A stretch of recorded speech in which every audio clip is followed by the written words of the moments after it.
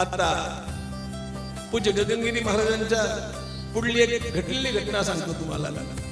मी महाराजांचं दर्शन जवळजवळ 45 वर्षापूर्वी गगन बावड्यावरती घेतलं होतं.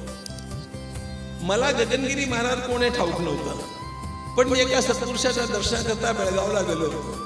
त्यांचं नाव पूज्य काणे महाराज. आणि काणे काकांच्या दर्शनाकरता गेल्यानंतर त्यांनी मला सांगितलं, इथून जाताना 3 ठिकाणी जायचं आणि मग पुण्याला पोहोचायचं. त्यांनी सांगितलं, इथे गुरुदेव रानड्यांचं स्थान आहे, तिथे गेलं पाहिजे. कोल्हापूरला अंबाबाई आहे, त्यांचं दर्शन केलं पाहिजे. आणि गगन बावड्याला गगनगिरी महाराज आहेत, त्यांचं दर्शन केलं पाहिजे.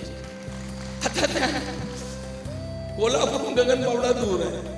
त्या डोंगरावरती आम्ही म्हटलं आता कुठे चाललो आपण, पण गेलो वरती आणि महाराज भेटले. महाराजांचं दर्शन घेतलं. मी त्यांच्यासोबत 40-45 मिनिटं गप्पा मारल्या अगदी, कारण ते एकटे होते आणि आम्ही दोघे तिघे होतो. आणि महाराजांनी तेव्हा त्याचे डोळे शुद्ध करून ठेवले होते. तेव्हा त्यांच्या आतड्यांचं पण त्यांनी प्रक्षालन केलेलं होतं.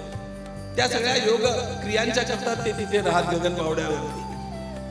मी त्यांना आता काय लहान पोर म्हणून गेलं का काही करताय.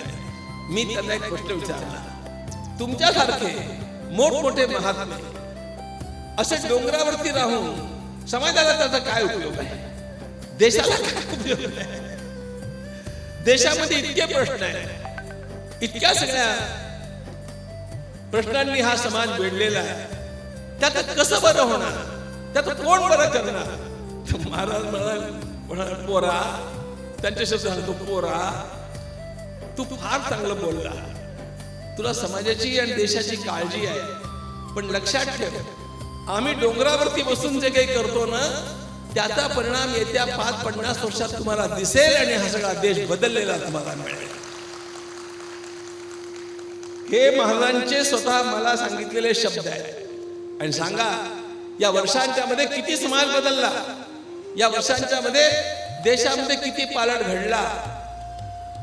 पिढ्यानपिढ्या निघून गेल्या. 370 कलम हटेल काश्मीर मधनं, कुणाला वाटलं नव्हतं. आपली पिढी धन्य आहे की आपल्या पिढीच्या डोळ्याला ते बघायला मिळालं.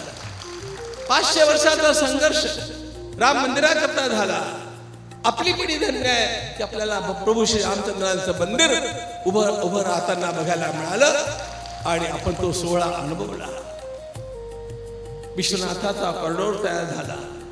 आपण बघतो महाकाल उज्जैन मध्ये इतकं सुंदर कार्य झालं. सगळं घडत गेलं.